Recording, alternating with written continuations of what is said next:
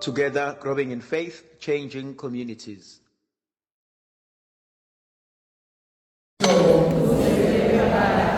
Manje thandazami ngifisa sibuke kancane uma obhala kahle Jeremiah chapter 17 verses 5 kuze kube uverse 8.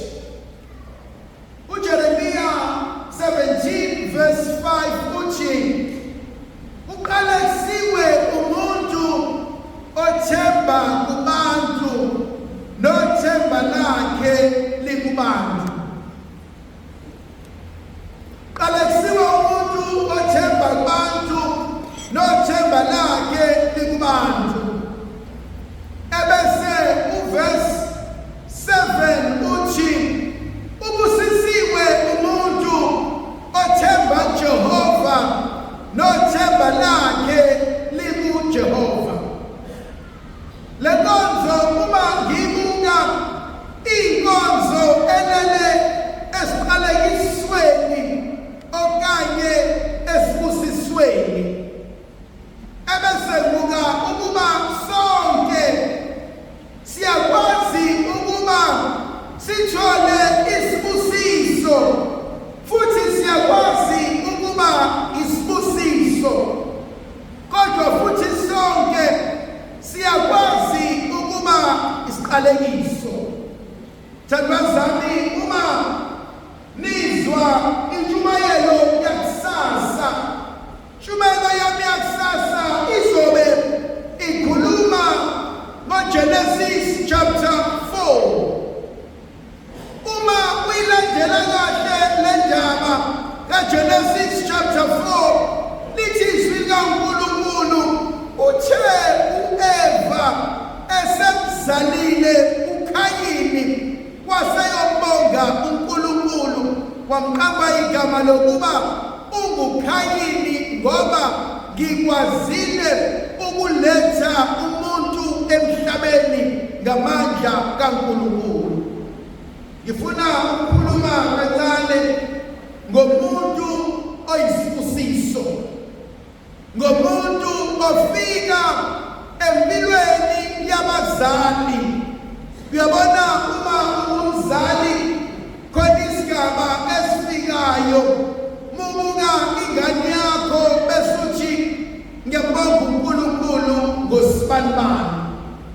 Uyabona, usibanibani wafika mhlawumbe ngimncane, wafika ngingakahlakaniphi, kodwa usibanibani uyena owangifundisa ukukhula, uyena owangifundisa responsibilities, uyena owangifundisa ukuthanda, uyena owangenza umuntu. Kwesinye isikhathi khona ingane efikayo empilweni yomzali, umuzwa umzali ethi lona kuyintokozo yami, lona ukufika kwakhe kungenze ngayibona nami ngumuntu. Omunye umzali umuzwe ethi ngokufika kaSibanibani, you gave me a reason to live. Ngokufika kaSibanibani ungisizile ukuze kwazi ukusebenza zonke lezi zinto zami ebeyisadliwa yilombani sengizozipha amathamba. Ayikho into ehluke njengengane, because uyazi ukuthi lona kuyinyama yami.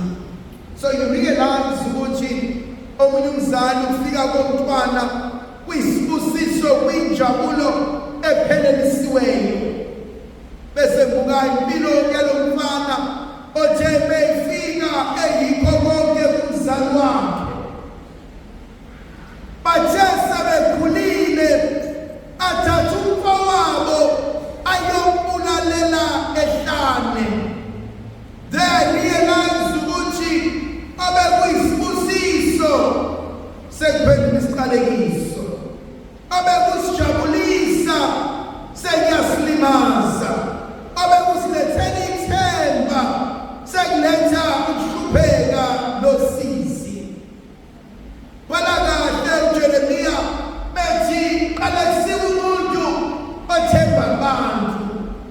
Le nto mina ifana nomuntu omfunela umsebenzi exakekile engenalutho. Uhambe uyokulanda umfundisi umsebenzi, umgibelise afike azosebenza la kusebenza khona wena. Kodwa lowo muntu emva kwesikhashana usekukhuluma kabi emsebenzini. Emva kwesikhashana sekuyena odala uqhekeko. Emva kwesikhashana sekuyena oletha inzondo. Emva kwesikhashana sekulahlekelwa na izinto ezibalulekile. Kwesinye isikhathi bayikuza ukuthi ukube bengamlethanga lo muntu lana ngabe isimo asinjena. Themba zami ngifuna ukuhlala kule nkonzo yokuqaphela ukwethemba umuntu more than ukwethemba uNkulunkulu. IsiZulu sithi umuntu umalala ephenduka. Namhlanje siyazwana, sasa sesinqabele. Namhlanje siyathandana, sasa sesiyazondana. Namhlanje siyathwalisana, kodwa kusasa sesiyashayana. Jesu uthi beyongena eJerusalema bonke bayamjabulela. Bathi hosana, hosana. Kodwa besengenile bayaphenduka bathi nqamleze. Themba zami le nkonzo uNkulunkulu asinika yona inkonzo yokuthi yebo zwana nomuntu, yebo hlala nabantu. Baze bathi abantu abancane ungaphila nami kodwa ungaphiki nami. Khona abanye abantu ohlala nabo empilweni bangajuda umqondo, abafuni ukubona usimama, abafuni ukubona uba ngcono. Uma uba ngcono akumele udlule bona, akumele udlule abantwababo, akumele udlule a certain portion yempilo asebedlule kuyona. Yangithinta uNkulunkulu bekhuluma ngale nkonzo, ngoba ukhuluma ngenkonzo ethi usiqaphele isidalwa esingumuntu. Umuntu nomuntu unekakade lakhe. Umuntu nomuntu unesilwane sakhe. Umuntu nomuntu unekhanda lakhe. Umuntu nomuntu unezinto angakakuvezeli zona. Ngiyayithi mina kulaba abasathandana besanomjolo, ubokumnake ukuthi umuntu othandana naye ubathisa kanjani abanye abantu. Yabona khona ezinye izinto ezama-red flags esiyibonayo emjolweni, kodwa singayinaki. Esithi avele usibanibani uyayibhedela, avele usibanibani avele drama, avele usibanibani uyayithanda i-attention. Mawusushade naye it's no longer i-drama, it's no longer i-attention, sesicefe. Kodwa kuyinaka lento kadaqaluka nje. Umuyibheka lento nakubo uthe behamba bathi kodwa mthanda umuntu uvelelwe yini.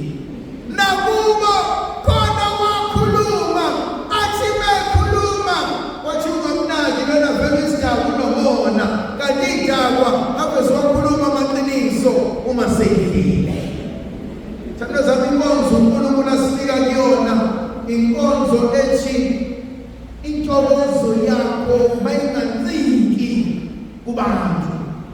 Impilo yakho kwingozi umuntu ongasakwazi ukwenza lutho ngaphandle kwe-approval yabanye abantu. Kwingozi umuntu ongasakwazi ukusimama ngokuhleze saba ukuthi abantu bazothini. Thanda zami ngibona le nkonzo engiyibukayo, abantu abaningi abanendaba nathi. Abantu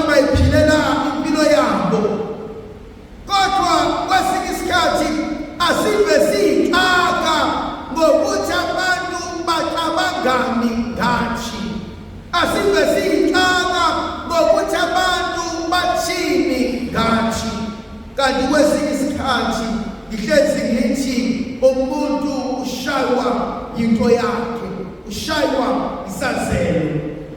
Okunye okumshintshayo uma kuya kuverse 10 uthi obhala kahle kuJeremiya, inhliziyo yimbi kunakho konke, ubani ongayaziyo na?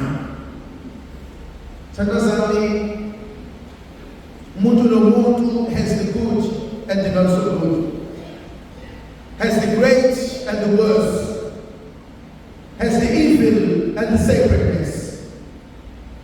Into umhlaba osifundise yona abazali nebandla nenkolo is to tame ubulwane obumuntu nakumuntu, nokwesaba uNkulunkulu, nokwesaba ihlazo, nokuhlonipha umhlaba, nokuhlonipha abantu.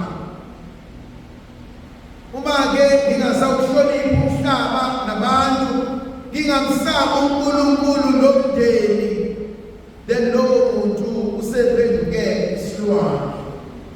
Kodwa nento angithinta ngayo uJeremiya methi ubusisiwe othemba Jehova, ngoba ufana nesihlahla ompande zaso zithola amanzi emfuleni. Mhlawumbe iphuzu lami lokugcina lithi, yini lena engisizayo to remain lo muntu uNkulunkulu angidalele yena? Yini lena engisizayo ukuba kube yilo muntu othandekayo, kube yilo muntu ohloniphayo, kube yilo muntu obathandayo abazise abantu? Ndokazi yezulu